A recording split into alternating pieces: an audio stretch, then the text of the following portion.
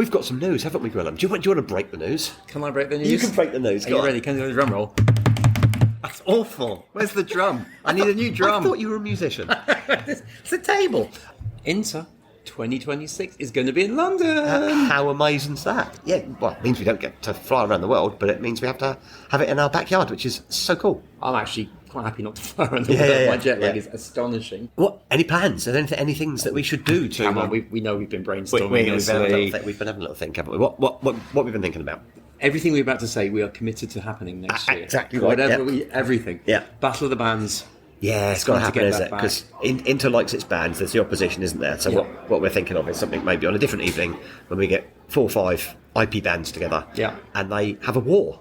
Indeed. Yeah. Indeed. And then I think yours want to throw pub quiz. Oh, God, we've got to do a traditional British pub quiz, haven't we? Yeah. Nice big pub somewhere, get a few INTA teams up.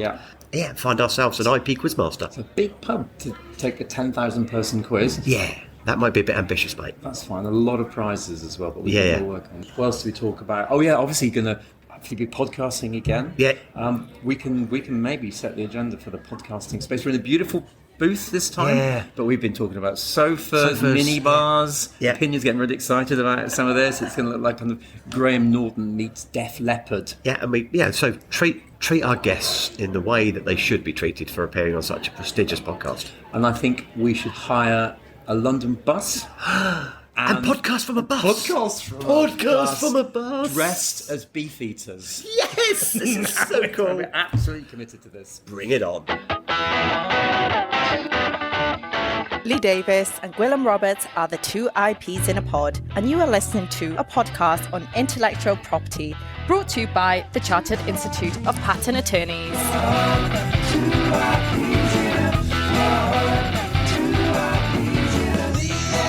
Hi Lee. Hey, Graham. Enjoying America? Very much so. Yeah, second time here. Learning experience, isn't it? It is very much so. Yeah. What is half and half? Oh, that's the funny milky thing, isn't It's a little pot. What is it? I don't really know. All I know is that if someone makes you a drink with it, it doesn't taste very good. It kind of swirls around on the top, it splits up and everything, doesn't it? I mean, it's more a story about when we were in Atlanta last year, because my lovely bar person in the hotel I was staying at, who told me his name was Bernard, but I would obviously call him Bernard. Yes, indeed. And he loved that. Made me an Irish coffee with it. Okay. And it was quite possibly the worst drink I've ever had in my life. It was maybe 4 or 5 shots of espresso, and then that stuff just poured in as well. About a half and half. Yeah. I do think, though, that I sound very quaint when I say it. I'm sure Americans like us saying half and half, because I don't think that's how they say it here. I was going to say half and I don't do accents. I'm not. I'm stopping. I don't horrific attempt at American accents. Because I've also written down my notes for bands. Small dodgy sausage. Tell us about that. Oh, it's just the breakfast at our hotel. It's a full American breakfast, which is bacon that's been incinerated. Right. These funny sort of half-sized sausages that seem to not taste like meat, and rock solid scrambled egg. That's it. I'm sorry. Yeah. I've done quite well with the Have food you? here. Yeah, I've been having avocado. What am I doing the accent? Avocado toast most days. Yeah. It's difficult not to get a breakfast with eggs. Anyone notice? Everything's got an egg or two. Yeah. And you're only supposed to eat 2 eggs a week. Why? Love of chickens? Okay. Don't know. That's why I read that somewhere. I thought there was some health reasons for that. But, Yeah, it might be. Yeah. So, podcasting then. Some exciting guests on next, but I want to carry on the bants by way of introduction. Oh, your bands now. Yeah. So we were doing a little bit of planning yesterday about the podcast series. Yes. And I happened to say to you, on the plane, on the way over, I saw Andre. And you said to me, Andre? Who's Andre? Andre the Giant? Andre? Who's Andre? You said, I saw Andre and I interrupted you at that moment, thinking, it's got to be Giant, right? Yeah. Hasn't it? But, And then... Andre, the guy from RWS. Yeah, and then I explained it's Andre from RWS. And then about 20 minutes later, I think it was you were explaining where I'm going to dinner with him. You're going to dinner with Andre. So how did you not know it was one and the same person? You were lagged. We're coming on to jet lag. Yeah, you've you were got some lagged. more stories actually. But the guests. Shall we get the guests? Yeah. So we've got Andrade. Is that the right? Say it for me, Andre. So it's Andrade. Okay. But Andrade is just as acceptable. It's as close as I'm going to get with my tongue. Okay. And Emma Browning. I've probably got that right, Emma, have I? You have. Yeah, cool. So, welcome both to the podcast. Thank you. Thank you. You're here to talk to us all about who you are and what you do, but do you want to do your jet lag bit first? Then? Yeah, what's this jet lag app? So my brother recently went travelling and downloaded an app 'cause he was going to Australia called Time Shifter, and I've been telling everybody about it. Right. So you put in your flights and where you're going, and then it will develop a plan for when you should get bright light, when you should wear sunglasses outside, when you should drink caffeine, and when you should sleep in order to beat jet lag. And it worked. It worked. It worked. Wow. I just sleep is what I do. I was going to. Well, that's what you'll take. Well, I don't sleep on the plane, so that's No, the issue. When it tells me to sleep for 10 hours, Yeah. I'm not going to sleep. Yeah, That's Yeah. tricky, bit, isn't it? Yeah, That's yeah, fair. Yeah. Because I got advised on jet lag once by a London taxi driver who said it's all about getting sunshine on the back of your knees.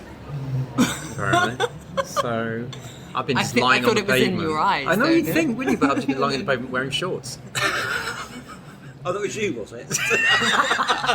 I just stepped over. Yeah, no, everyone did. I got some money though. It wasn't all bad. But yeah. So, welcome both to the podcast. Oh, who wants to start? Tell us who you are and tell us your story. So we'll do the opposite of being a gentleman, and I'll start. So my name's Andrade. So I'm actually Portuguese and British. So I've been living in 5 countries, 45 next month, and I work in translation and IP services. I'm actually a translator. It's always very difficult to meet law firm patent attorneys because I am not an attorney, I'm not an agent, I am a translator. So I was sent into the IP industry through working in law firms from a commercial point of view and also working in service providers for nearly 15 years. And I found my calling, actually, because I didn't even know what a trademark was when I started as a trademark watcher 15 years ago, and I cannot imagine not working in IP now. I know the feeling. My story's about 13 years old, and it's a similar story. I can't imagine not being where I am now. And then when people say, "Oh, what sector do you work?" I was like, "Every sector." Yeah. It's in everything that you never. Oh, but the automotive sector is ending. I was like, yeah, but there's all the other sectors that IP is involved. And did you come in because you were a translator? Was translation something that you were already doing?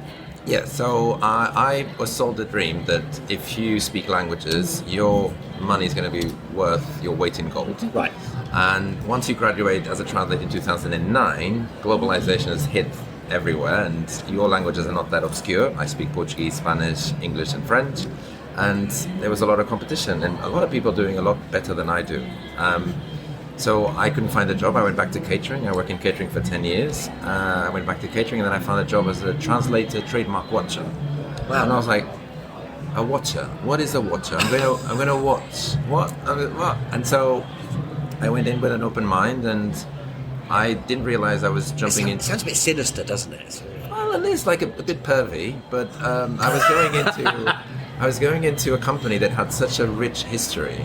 So it doesn't exist anymore, as probably is common with some of these companies. So the company was called Trademarks Directory Service. It was actually founded by Wild Boar Gibbons, who also don't exist anymore. I remember TMDS. Yeah. And they had this history that in 1941 they started a watching service, a worldwide watching service, to help Scotch whisky manage their brands around the world. And I was fascinated That's by where it that. started. That's where it started. Yeah, During a war. There was a war going on. Little brief diversion, just to bring Gwyneth in, though. This must be nice to have 2 Spanish speakers on the podcast. Yeah, I'm getting there. You know who we should bring in? Ara the guest. Oh, sorry, yeah. Sorry, Emma. It's all right. I just wanted to bring Gwyneth in. He's a fledgling Spanish speaker. Yeah, it's not going well. So I'm Emma Browning. I'm a key account manager at RWS, and I kind of got into this role through my languages. So I studied French and Italian at university. Love being around different cultures and different languages, and I wanted to be around them. I didn't necessarily need to use them in my day-to-day. So I joined as a project manager. So I would manage the projects that we would handle, and then through that, because again, with my languages and communication, I love meeting people and getting into client relations, so I moved across to sort of get into that role. And again, like Andre, I'm right where I need to be. I love IP. Yeah. I think there's so much that is going on in the world that is affected by IP, and it's exciting. And then all of the challenges that different corporates or law firms have is really fascinating to try and see how different ones develop strategy to face the challenges that are in the world today. So should we start off with why you guys are at INTA? So what's it all about for you being here? So, this is I was doing the math the other day. So I started INTA in Orlando in 2016, but I only have 6 INTAs under my belt because we went through the COVID period, and obviously that there was a big lag there. But for me, it's always about 3 things: making new relationships, strengthening the existing ones, and one that sometimes gets lost, and maybe for non-US attendees doesn't make a lot of sense, is about the learning. Yeah. So every time we have someone new coming into INTA from whatever company I'm working at, I always recommend, in your schedule, have a look at the plenary sessions, have a look at the talks, go in there, listen to what they're saying. It's a good way for you to expand your knowledge about other things. And so I think this is a lot about learning and meeting and keeping your relationships. And then you've got a nice collection of ribbons on your... I love them. Remember last year we collected as many ribbons as we could get. We will do a little bit of that. Yeah. So you can I tell like your mine. ribbons I'm here. But very yeah, proud about them. table topic, moderator. What was your table topic? So I had one yesterday, and I have one a few hours from now. But yesterday you should have was... that ribbon twice then. Well, Yeah. I didn't want to overshadow anything. So the table topic was really interesting. It's about how in-house patent attorneys or law firm patent attorneys are utilizing AI to modernize their workflows. So it's really, really good. We had a good turnout. There was the full table topic, and we had a very long discussion for 2 hours about everything that everyone is doing, what kind of things that they need to be wary about. It's not just about picking the most easy and cheap option and train your people, your team to use it correctly. It's really interesting, but yeah. And the other one I was supporting the Women's Leadership Initiative. Yeah, I think that's really important, and we have at RWS a significant increase in team members that are in leadership positions that are women. And RWS obviously supports the diversity, DEI, exclusivity, Equity. and equity. Or Equity, equality. inclusivity. Yeah, I hear both actually. It's they're not interchangeable as words. No, you've but told me that. They do tend to be It's used. to do with in- it's something about looking over a fence, wasn't it? And that's I forget it, the exactly story. what. Yeah, There's something about fences in that. Okay. And have you been to INTA before? No, this is my first time. What's your reflections? Wow. So far, there are lots of people, lots of... It's big. You see everywhere, even outside of the conference, everyone's wearing their badge. Everybody is in a bar and are having discussions. Yeah. You're in your hotel, you can see loads of people who are attending INTA. You can feel that everyone is here with one purpose in mind, to connect. And I think that's great and really important to meet people in person. You develop relationships that are completely different than just doing something virtually, and especially after the pandemic. Yeah, it's What nice to be better- back, isn't it? Better way. And have you had the nerve to just go up to random people on the street wearing a lanyard and introduce yourself yet? That seems Not to be yet. happening. I mean, I only landed last night, so not much opportunity at this point. You're still working through the jet lag. Quite right. But I didn't have any, so we're good. So tell us a bit more about RWS. What it is, what it does, because you said translation and IP services. So Yeah. develop that. Do you want to start? I can start. Yeah, go for So we will assist with services throughout the IP lifecycle. So we're starting in R&D, so we might perform searches to identify that the invention is novel. We'll then help through foreign filing, so the translation and filing. We'll help with the renewals that have to be kept up with your IP maintenance and any recordals that are required should you have an acquisition or a divestiture. And then finally, further searches that basically follow the patent life cycle over 20 years. We don't deal with patent prosecution. That's something that we believe law firms should continue to do and leverage those expertise. So we very much work alongside a lot of our law firms. What can you add? Andre? Well, I'm more of a... Oh, new host. Hello. What's going on here? Oh, sorry. Can't help myself. She's really good. So I'm very much around the history. I think that helps with the storytelling. So what I would add to the perfect description and introduction to what RWS does is just that in 1958 there was a company that was set up that was focusing in patent translation. So that was Randall. The owner or the founder name was Randall. And then at the same time there was Walcott and Co. in the States, which was focusing in patent search.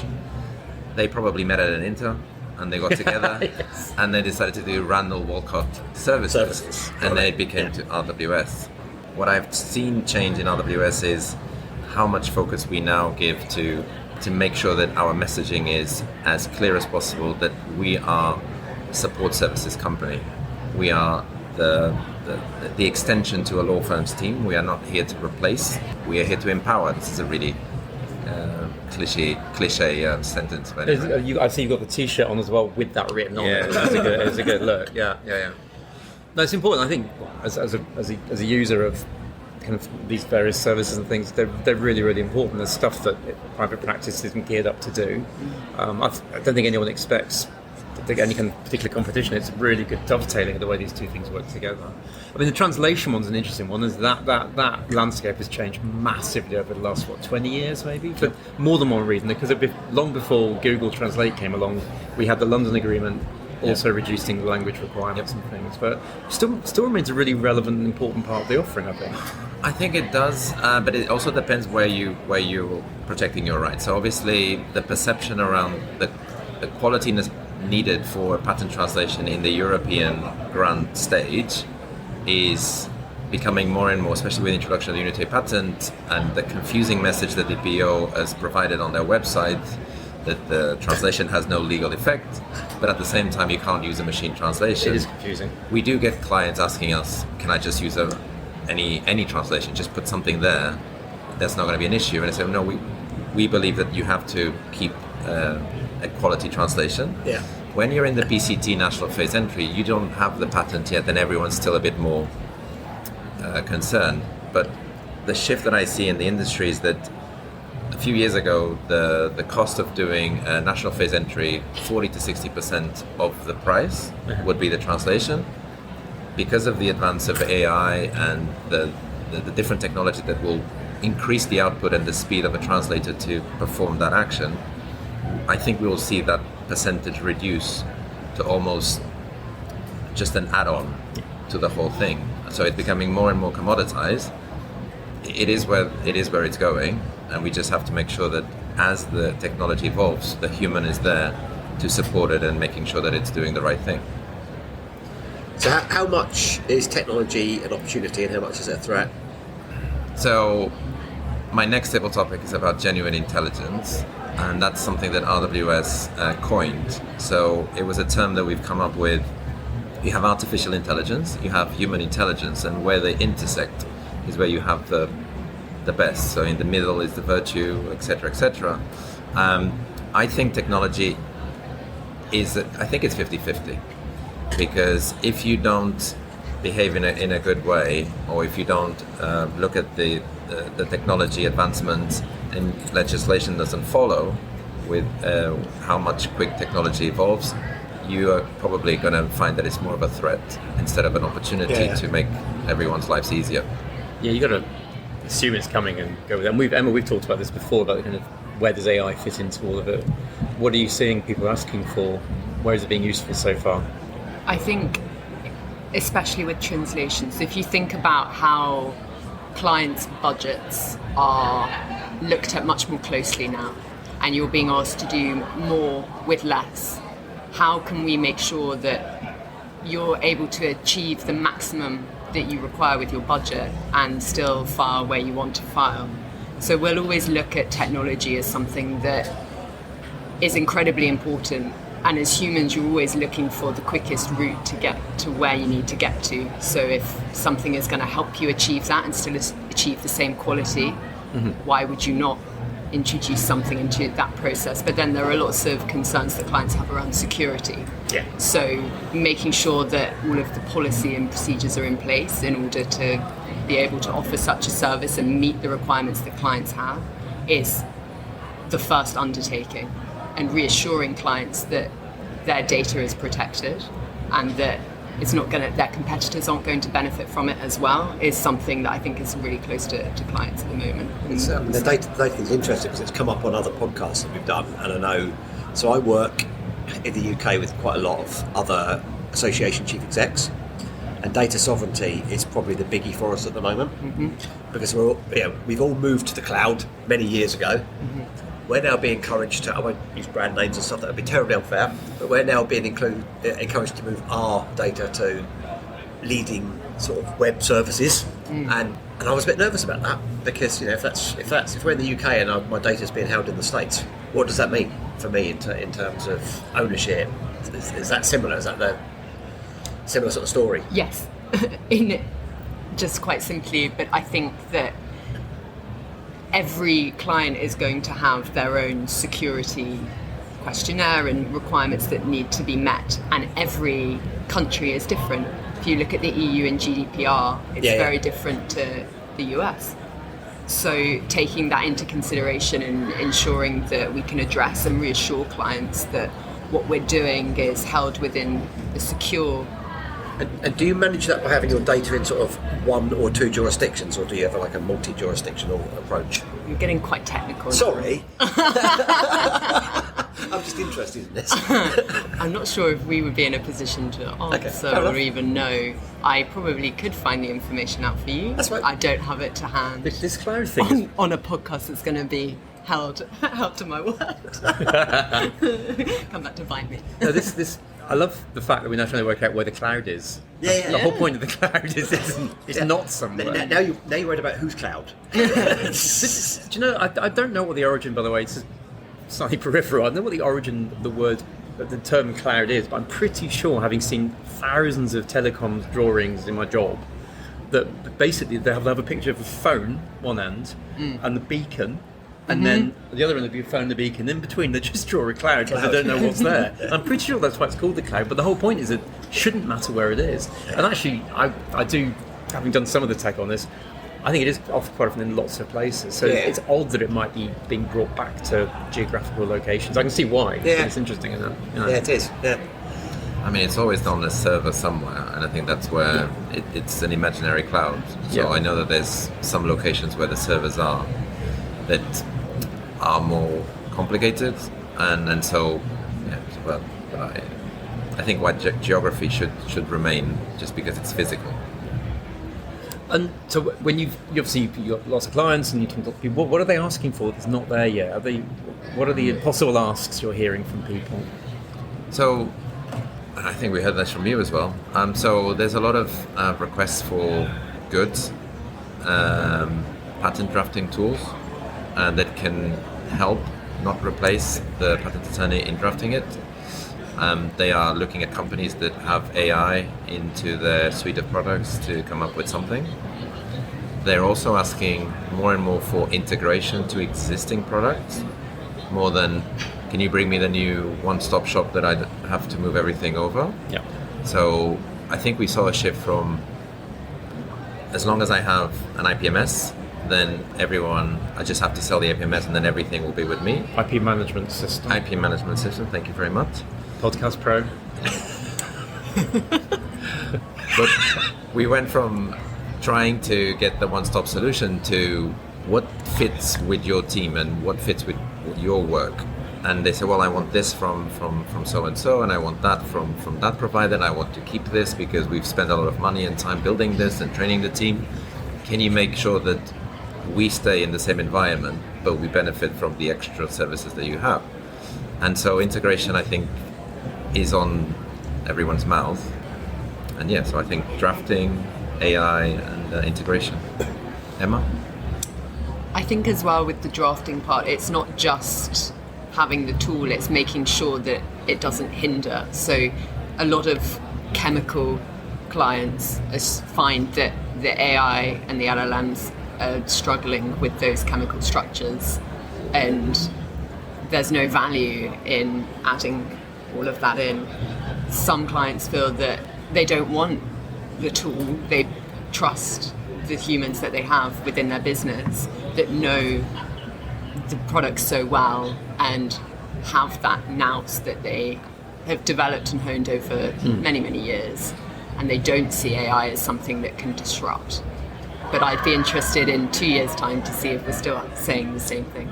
I think at the moment we've seen from personal anecdotal, you see AI stuff that isn't very good in various areas. The drafting tools you talk about and the analysis tools, one shouldn't therefore say, oh, it's not working. No. It's just learning, the whole thing's learning so quickly. Well, actually, this is a new thought part of this. I've always said that the patent system is brilliant because one of its lovely side effects is that it publishes every scientific advance that's been made in the last 150 years is published. That's what it's there for, and obviously protected, yada yada, but it's all there. And I was just actually thinking that originally that was to balance the monopoly, but giving something back to the public, etc. And that's kind of, as we all know, that's the policy thing.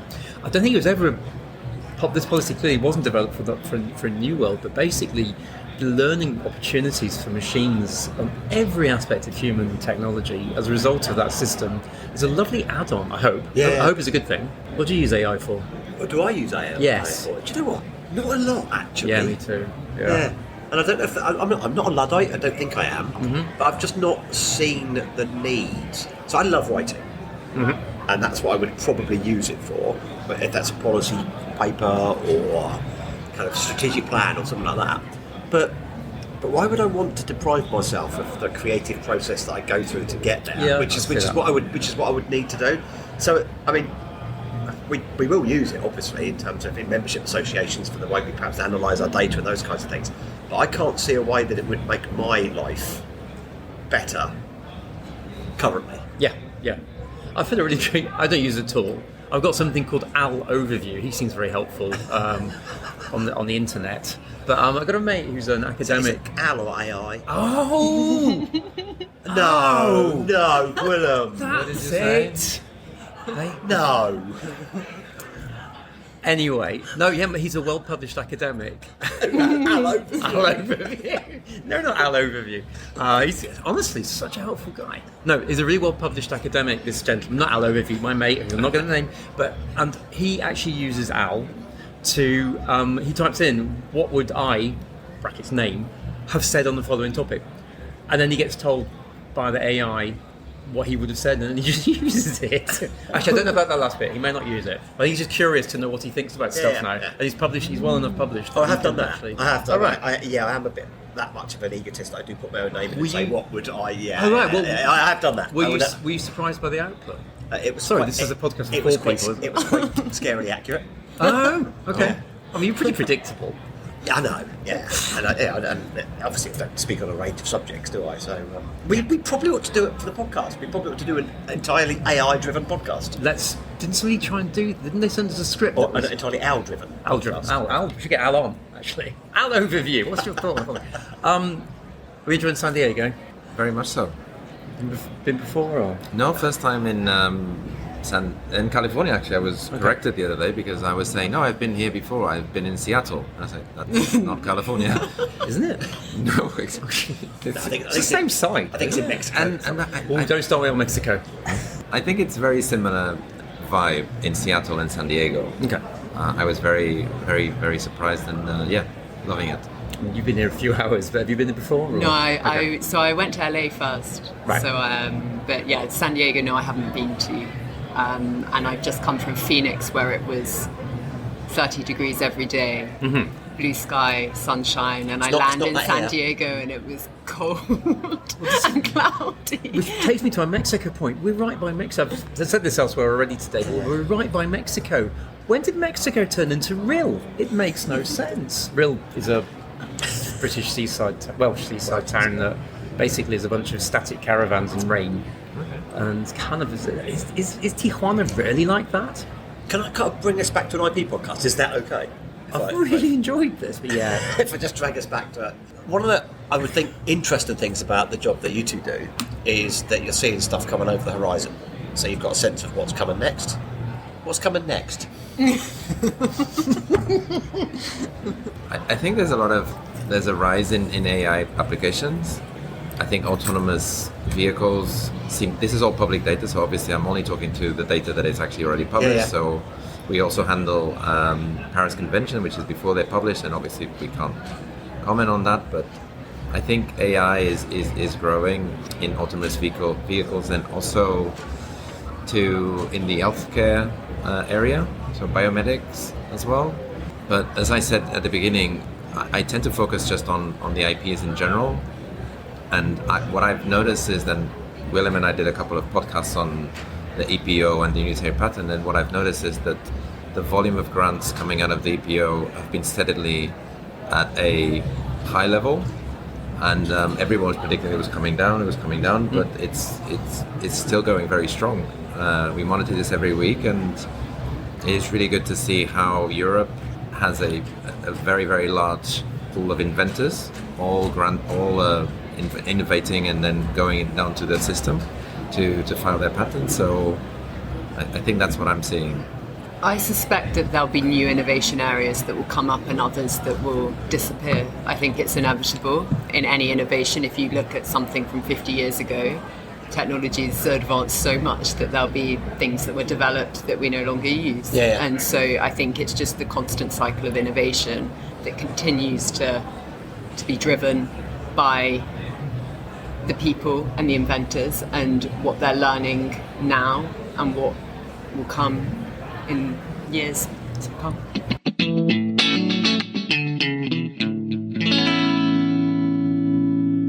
So we're getting close to time. Is there anything we've not talked about that you particularly wanted to talk about on the podcast?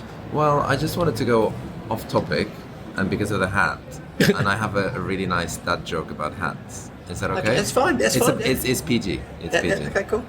So one of our colleagues told us this week, why does a canoe, when you turn it upside down, fit well in your head? Because it capsized. Oh, no. Thank you so much. Oh no! I don't think we can't finish on that. We can't finish on that. No, we can't. Dad. So you both said that you found yourselves in the world of IP by accident more than Yes. by design. He's still laughing at his joke. I'm going to talk long Aren't those enough. the best? I'm going to talk long enough that he will recover. That's my plan.